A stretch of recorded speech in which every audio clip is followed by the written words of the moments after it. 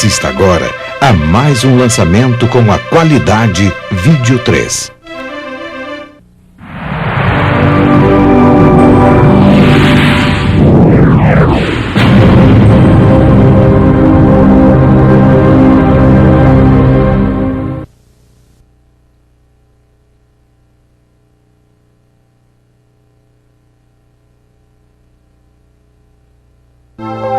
With the tremendous distances involved, travel to the stars would seem impossible.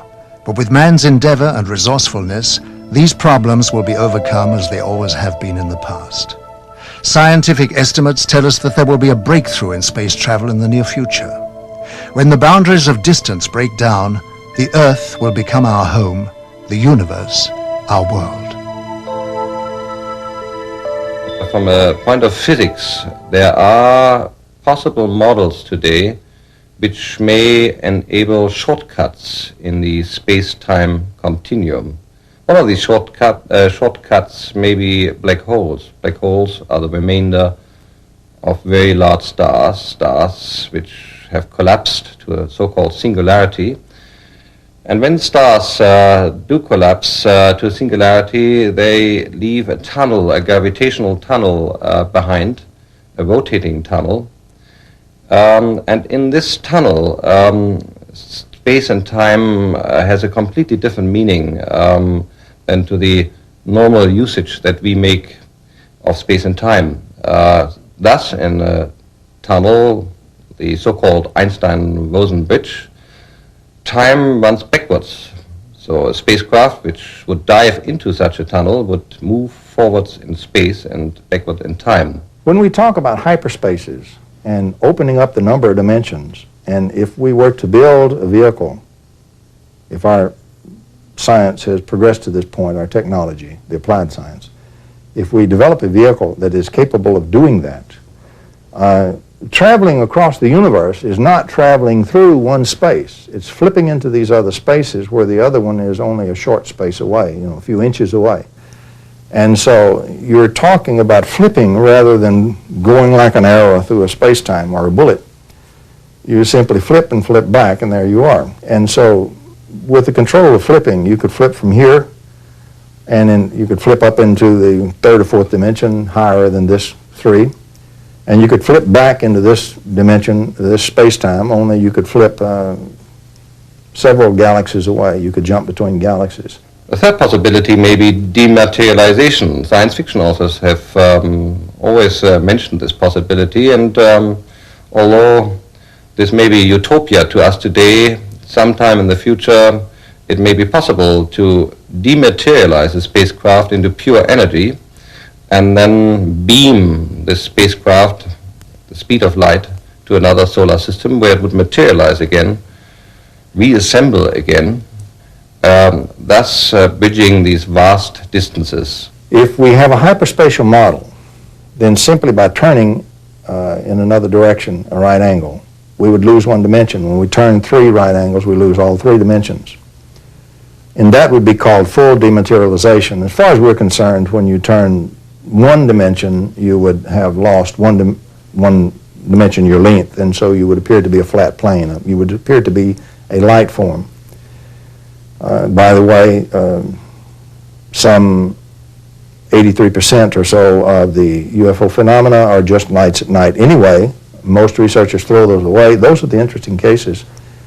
And particularly interesting are the cases where the light forms materialize into material forms and then dematerialize back into light forms and then fade away. And what I maintain is that you're looking at that phenomenon when you're seeing that. Now, that can be described mathematically, but that phenomenon of the hyperspatial aspects of it does exist, and you can show it. And I printed a photograph that showed the stars right through a dematerializing so-called spaceship. And so you do meet that format, and that is part of the phenomena. If NASA has its way, many of the next generation will be residents of Mars, and the move towards this has already begun with the development of a space station. This was the essential first step towards making man a citizen of the universe. What is really the long-range purpose of of the space station. And we have worked on that question for a long time in NASA. We have started in the early 60s under the guidance of Dr. Wernher von Braun and others to look at long-range goals beyond the moon, beyond Mars even. And only recently, in fact it was July 20th, 1989, the 20th anniversary of the landing of Apollo 11 on the moon, that President George Bush proposed a new program, a long-range program, with a goal to return to the moon and eventually go on to Mars, to the United States, as a long-range commitment. And as we develop the space station itself will be used as a test bed, as a laboratory to test new technologies. And you need space to develop those technologies. As long as we are still on Earth, we can just talk about it. The question of which technology to use for this new, what we call the Space Exploration Initiative, that's the name, SEI, Space Exploration Initiative, what technology to use in the area of propulsion or life support or materials and structures and power and communications is being analyzed and investigated by NASA right now. And we're doing it in a number of categories. We're looking at present-day technologies, tomorrow technologies, and advanced technologies which are day after tomorrow. What was yesterday's science fiction is today's very palpable truth. Grandfather's spine-chilling fantasies have become an indispensable part of modern life. Jesco von Puttkamer was NASA's advisor to the creator of Star Trek, Gene Roddenberry. You know, the reason I worked with Gene Roddenberry was because he wanted us to help him portray a future 200 years from now as we would like it to be. Very positive, technology having become our friend instead of our enemy, technology as a partner of humans. And of course the story itself of this machine, Voyager or V'ger, looking for its maker, its creator, which is really a metaphor of humans looking for their God. And it's the God-seeker story. And so he wanted NASA to show that the technology which the movie and his TV series depicts is accurate, that the physics is accurate, that the mathematics is accurate, that the astronomy is accurate. The propulsion system of the Star Trek consists of two major elements. One is the energy source, just to provide energy, which is the antimatter system. That makes sense, that could be done. But the propulsion itself, to push the ship, it's called a warp drive, and that has to do with changing space itself and flying faster than the speed of light. We know what antimatter is, and that when you have antimatter and real matter and it comes together, you get a tremendous explosion, you get tremendous energy, E equal mc square, as Einstein said. And so this is the most powerful reaction you get in the universe, therefore the Starship Enterprise uses it. So there are a number of models which are feasible for interstellar or even intergalactic travel. Nevertheless, we must be clear about one point. There may be so many possibilities we can't even think of. So at the moment we have theoretical models, but a highly advanced civilization, another solar system, much older than we are, may have discovered fantastic ways of traveling among the stars. And for them it may be like traveling from London to New York, traveling from Epsilon Eridani to the solar system.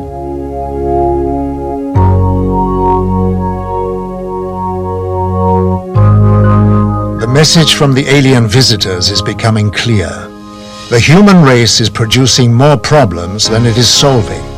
A change of direction is necessary to guarantee a safe transition into the future. They are here to warn us. They started this program a couple of thousand years ago. They are very highly technical and spiritual advanced. These people have a technique that they can foretell development in cosmos for centuries.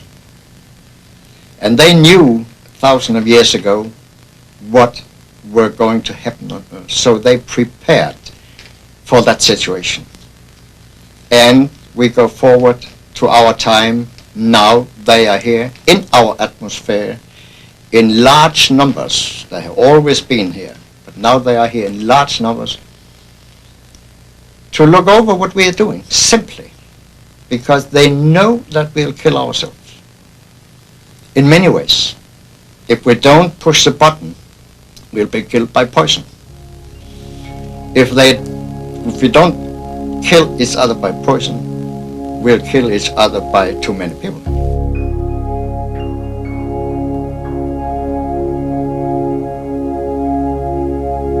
Energy is the lifeblood of civilized society, but it's also a tool that has to be controlled. They are flying on what we call free energy. They take it out of cosmos and fly on it. And you could do the same with your boat, your car, your machinery. Everything on Earth could be completely free. Do you think that the oil companies and the coal companies and the atomic and so on and so forth would accept it? Never. Despite our problems, we have gained a new conception of cosmic energy. It turns out the universe is filled with energy, mind-boggling amounts of energy. As we like to point out, 1 cubic centimeter of vacuum, according to modern physics, can be calculated to have energy that can produce more mass than is in the observable universe. There's plenty of energy in the pure raw vacuum. We need to find a little process to get just a little bit of that, even the most inefficient process imaginable. 10 to the minus 80th, for example, is a great efficiency for this, and we can do that. The point is, we do not live in a closed system. That's the old physics. The new physics, since quantum mechanics, the vacuum is a source of energy, but it's a peculiar kind of energy. Let me explain the peculiar kind. When a bird flies in and sits on a power line, he sits on a very high potential, but between his 2 feet he has no potential difference, no voltage. And so even though from the line to the ground it may be 100 million volts, to use a theoretical figure or a hypothetical figure, the little bird can sit very happily with his feet on this supposed 100 million volt line, and he has no volts across his body. He's very happy and doesn't even know it. Let him touch one of his feet to the slightest thing that has the slightest difference there, and he'll fry to a greasy spot. Now, in the vacuum, we have the same thing. We have an extremely high potential or charge of the vacuum, but we're immersed in the vacuum. And so the question is, we are like the little bird. Normally, what we put in the vacuum, we don't have any difference between 2 pieces of our machine, so we can't get a current. An analogy I use of tapping a paddle wheel in the river, what we tap the energy from is the current of the river, not the pressure in the water. And so our problem is to find a way to tap the pressure, so to speak, rather than the flow, or to convert the pressure into a flow. That can be done, and we can tap the inexhaustible energy that's in the vacuum, and it has been done. And when we do that, we can get plenty of clean, free electric power, right, straight from the vacuum itself. So, do I believe in free energy? I can prove conclusively that the energy is there. Nature has been very kind. We are free to do anything that we are smart enough to discover how, but we've got to use our brain and our mind to discover how. But the mechanism is there for us to do it. I fully believe that. And inventors I work with, I will state point blank, at least 2 of the very brilliant inventors I work with have produced free energy devices that are real and do work, and I personally have measured and dealt with the devices. They're real, they work, it can be done. And so it's an energy which has the aspect of restoring the biosphere and restoring life. For example, it's clean, so you wouldn't have all the pollutants from burning fuels and so forth, and for the nuclear byproducts and so forth. It's very clean fuel. You have absolutely nothing left but just energy.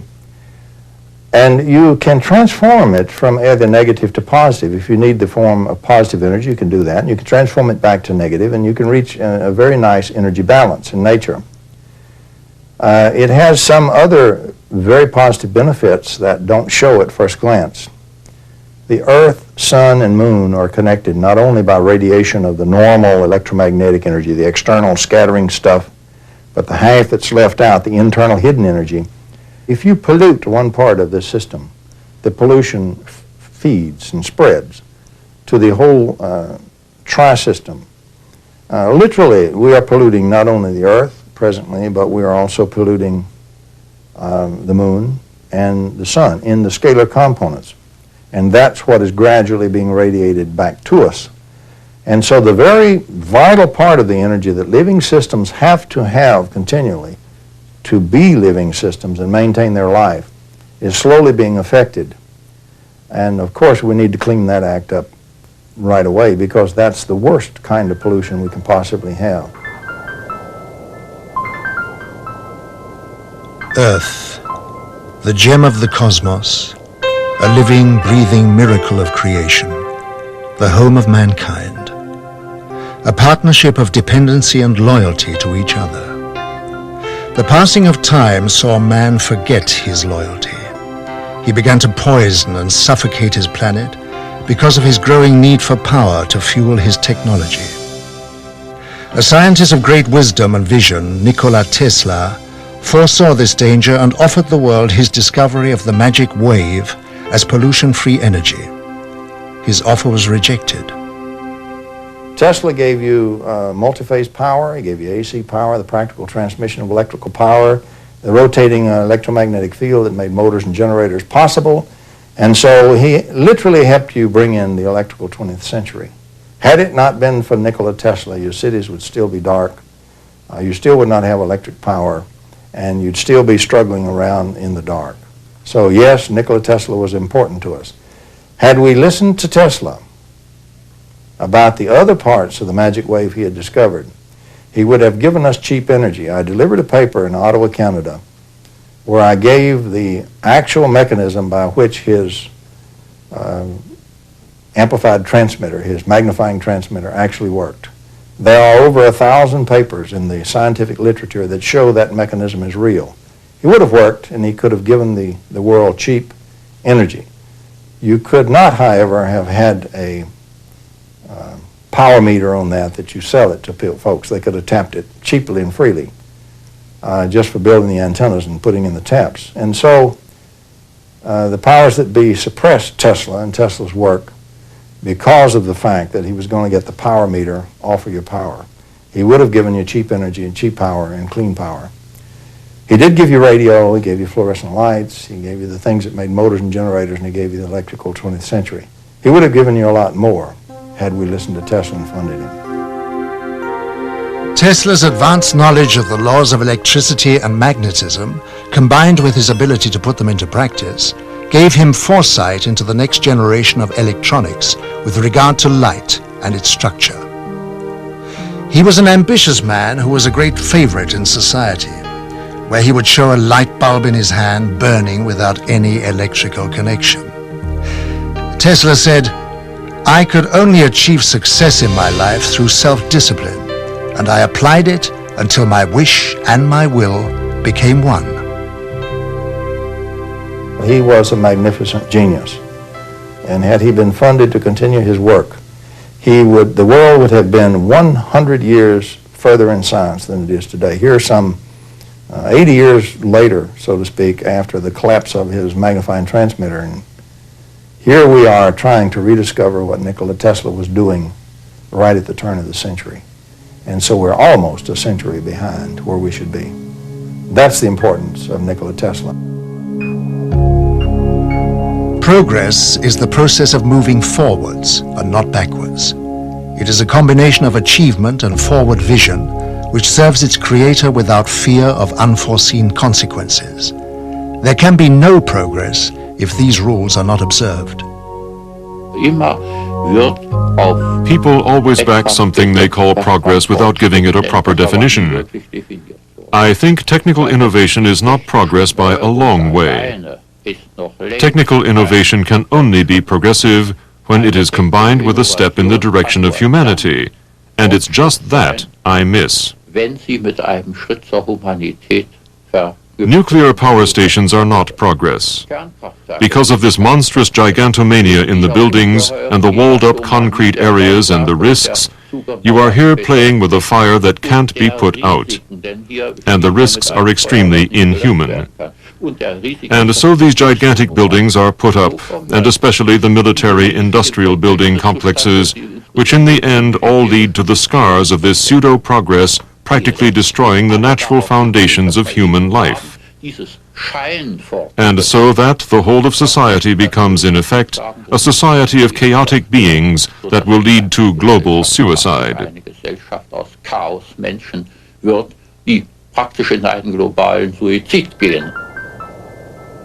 Real progress is being made in a laboratory in Canada. Here, the full significance of the physical laws of light and space have become clear to John Hutchison, and he is utilizing this knowledge to produce cause and effect experiments which lead to an understanding of the harmony of nature. Science, in harmony with the laws of nature for the good of mankind, will hold great values in many fields and would advance its course beyond our present comprehension. John Hutchison has been working in the areas of electromagnetic forces and the changes in the molecular structure of materials for many years.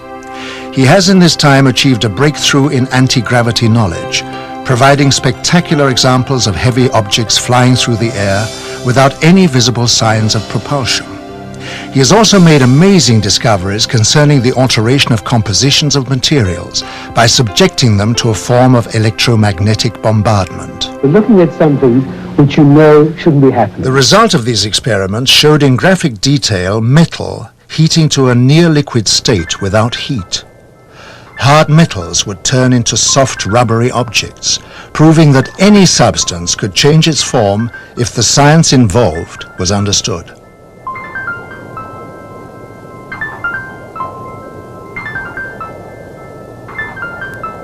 I immediately realized that this had tremendous significance. It had significance in space, it had military implications, and its understanding could possibly open up a whole new energy source. Hutchison is one of the growing number of scientists who realize that by applying physics to the natural laws of the universe, science will be taken into areas previously unrecognized. John Hutchison's achievement will give science a new momentum as it moves into the next century. Some of the work of the lone inventor, John Hutchison in Canada, Vancouver, Canada. Hutchison takes two Tesla coils and essentially puts in the center of them a target, which in every target has certain nonlinearities, and then blasts away with these two coils at them. Basically what he establishes is an electromagnetic fighting itself, electromagnetic forces fighting themselves. And gravitational force is made when, a gravitational potential is made when electromagnetic forces fight themselves to a draw, when, in other words, the gradients become zero. The gradient vectors, or the resultants, become zero, but the two forces are still in there slugging it out. All the energy is still going, the work is still going, but it's trapped locally. That's internal energy.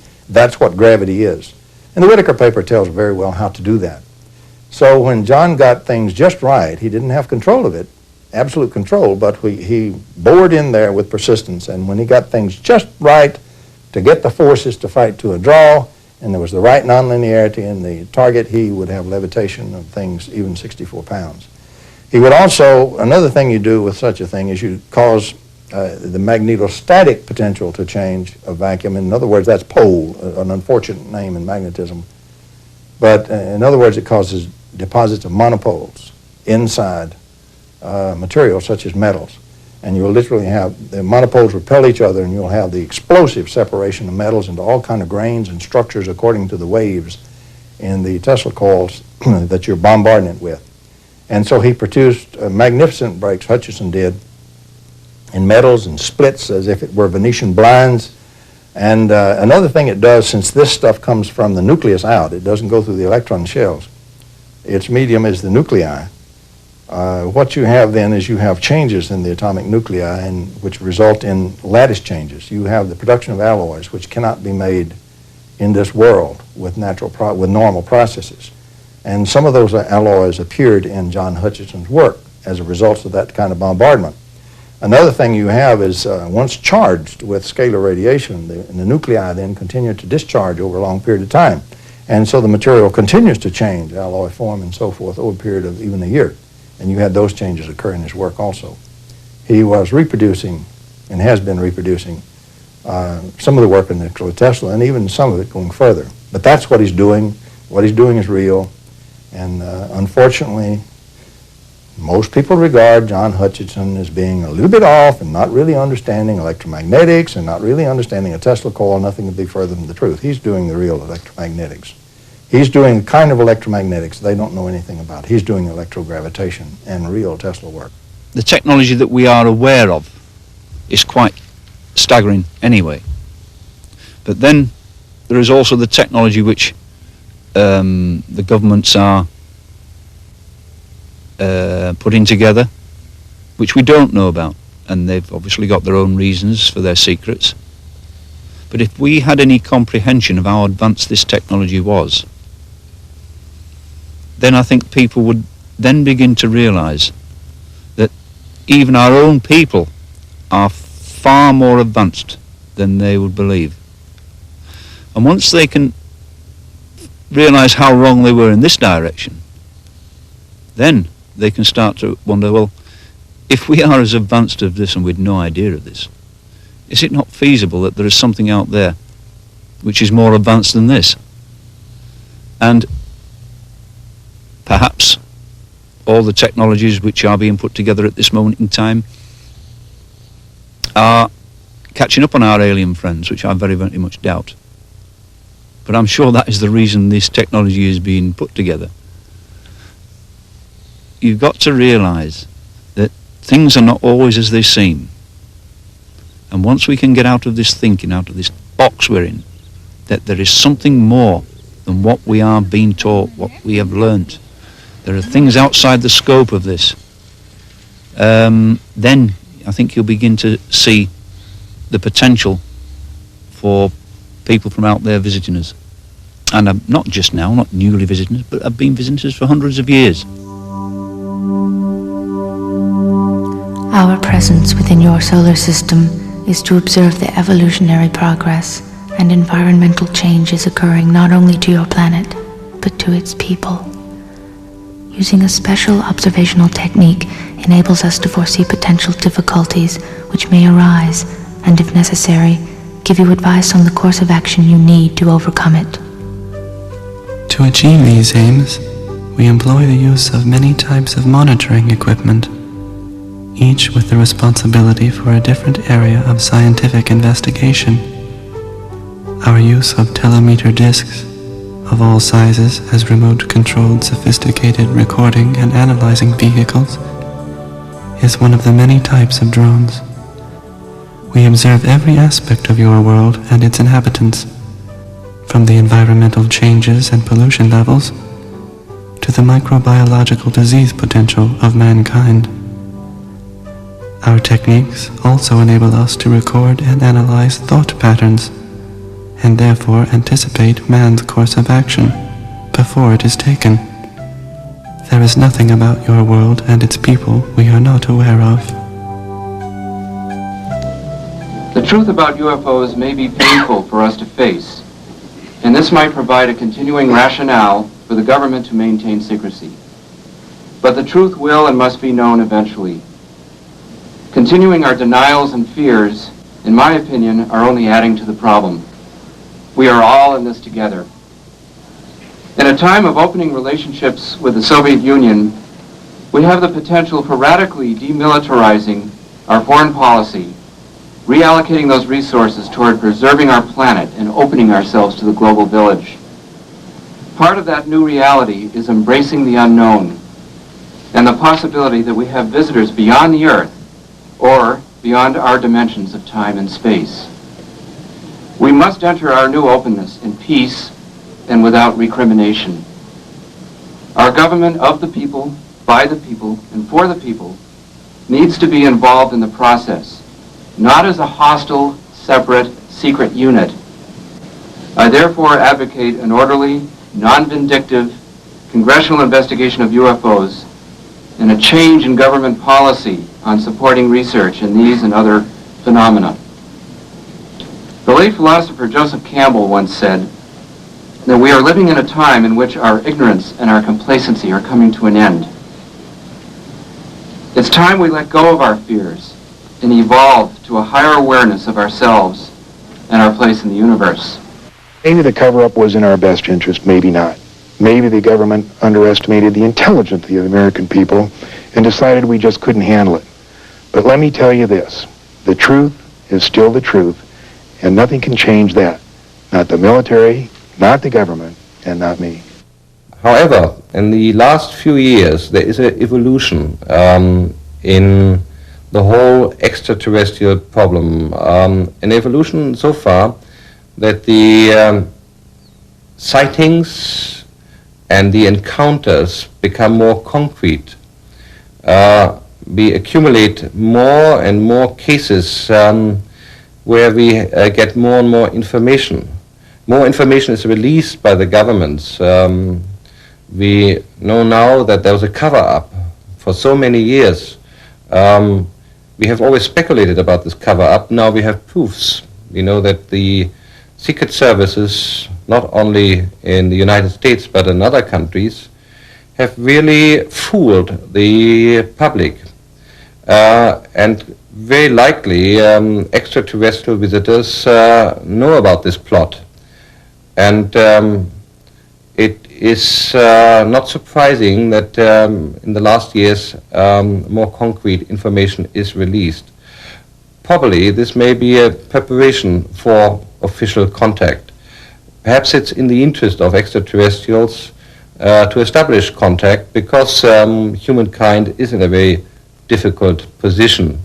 This does not imply that we must depend on extraterrestrials to save our planets. We have to do it ourselves. But nevertheless, we are in a phase where we possibly take the next evolutionary step, a step that is so important because it will decide whether we will survive or simply vanish. I oscillate between pessimism and optimism. I mean, there's every reason to be pessimistic about the future. I mean, every sign of disaster is coming upon us ecologically, population explosion. You know, there's so many reasons why the present system can't continue. So the real question is whether humanity becomes extinct, civilization collapses, whether that happens, or whether somehow we go through a crisis and emerge into some new relationship with each other and with the natural world and with the spirit that lies behind the natural world and works within it. And I'm an optimist, so I hope that sooner or later we'll arrive at this new state of harmony. But I don't think we'll arrive at it just by waking up one morning and finding it's happened. I think that we'll have to go through a crisis first.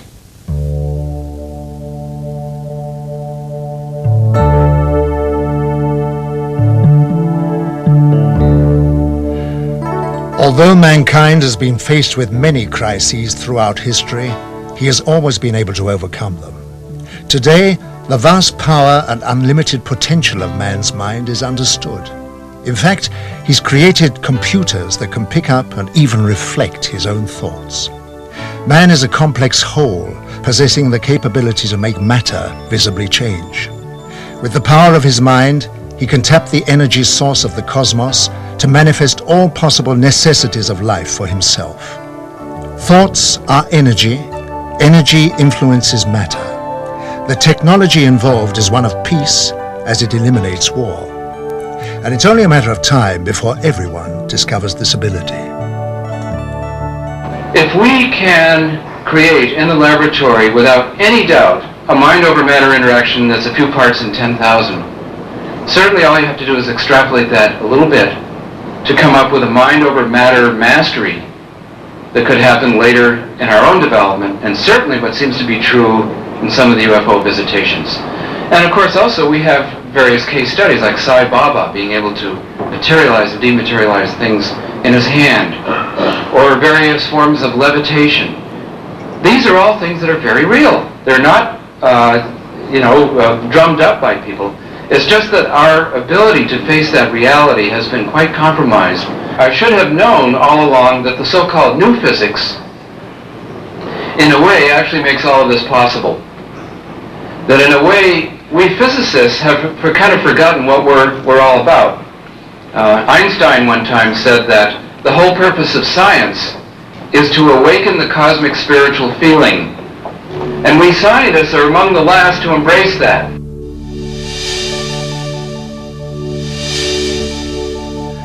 The cosmos is the energy and lifeblood of all things. Man is part of this energy and therefore holds the potential to achieve literally anything. Science is in the early stages of attuning to this enormous reservoir of knowledge, where anything is possible. Our comprehension of such things is limited only by the painful realization of change.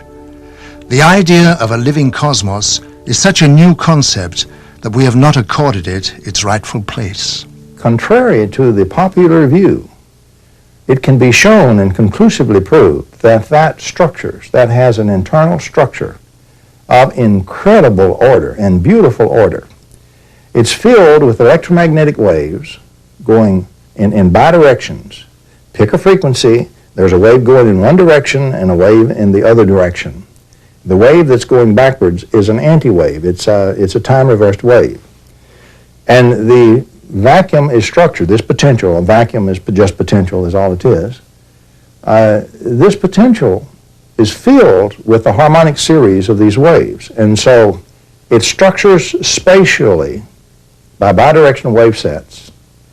And it structures vertically in terms of harmonics.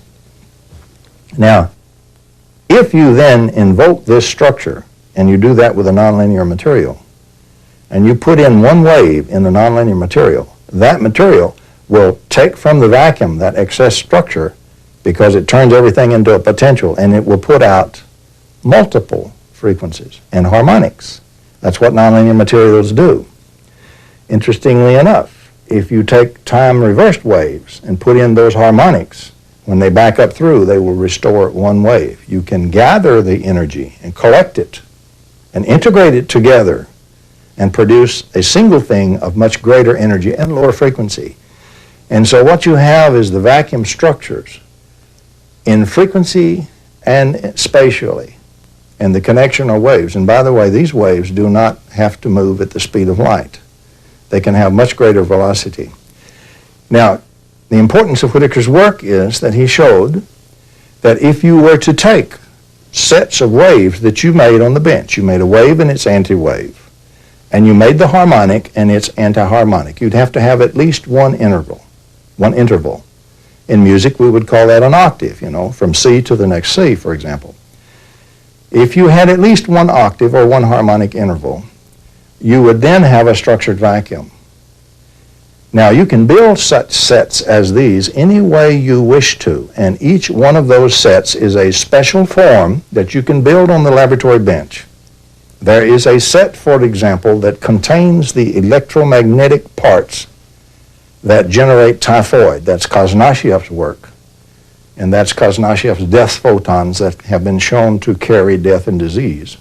That work has been duplicated in West Germany, or Germany now, and also has been duplicated in Australia and here in the U.S.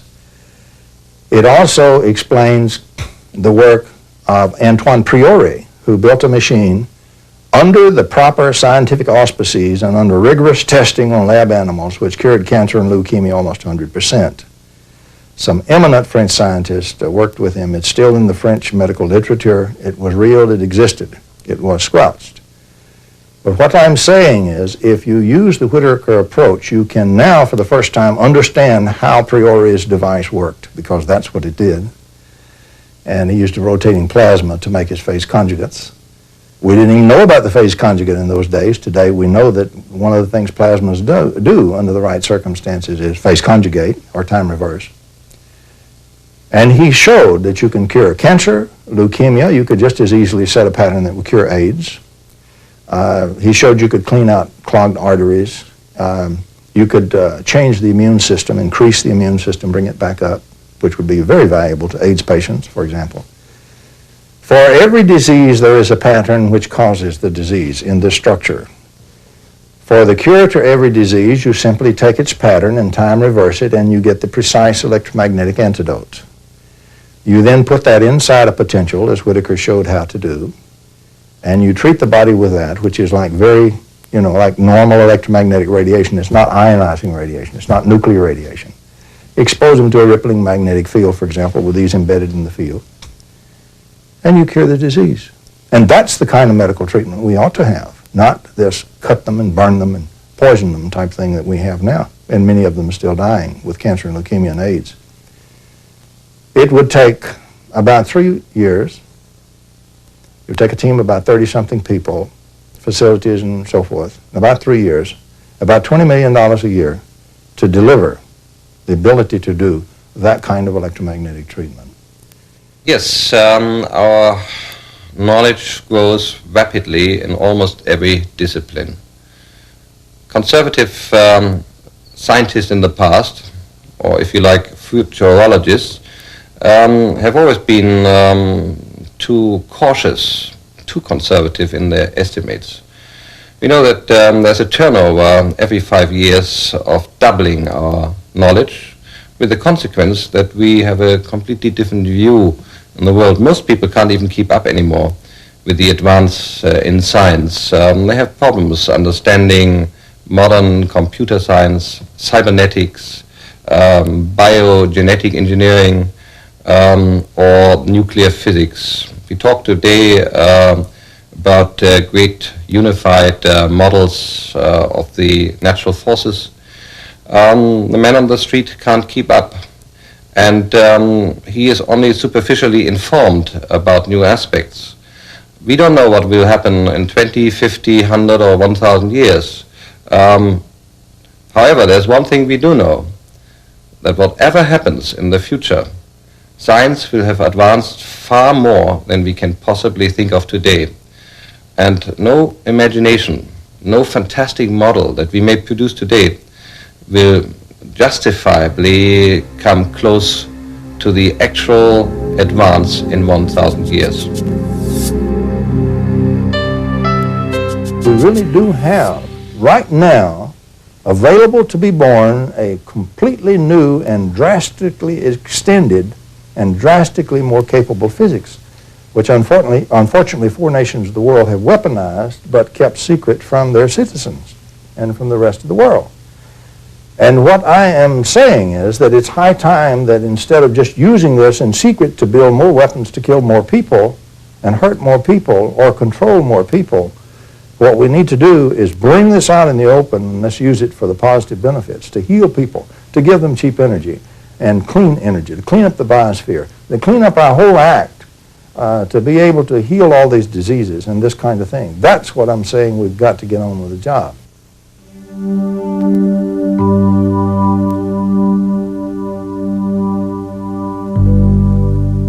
Life on your Earth is dependent on new sciences and technology to achieve advancement. When your governments were first introduced to our advanced technology, their reactions were horrendous. Because the motive to gain power and control people was foremost in their mind, the technology was suppressed from the world. Technology should be made to work for the good of all, and placed in the hands of people of understanding who care and can control it towards a free world.